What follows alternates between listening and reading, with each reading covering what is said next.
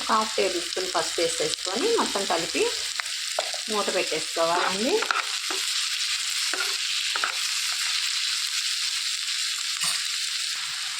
కరెక్ట్గా ఒక 5 నిమిషాలు ఒకసారి మూత తీసి చూసుకొని మంచిగా వేగిపోయిందండి. ఇప్పుడు కారం వేసేసుకోవాలి. మనం తయారు చేసి పెట్టుకున్న కారాన్ని వేసుకుందామండి. ఒక 2 టేబుల్ స్పూన్లు, ఒక 3 కూడా పడుతుంది. ఒకసారి వేసేసుకొని మనం తయారు చేసిందంతా ఇందులో పట్టదండి, పట్టి అంతా వేసుకోవాలి.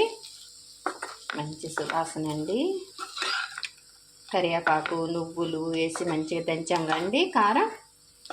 మంచి టేస్ట్ వచ్చింది, మంచి వాసన అండి. అసలు తయారు చేసుకున్న కారంలో ఈ కారం కూడా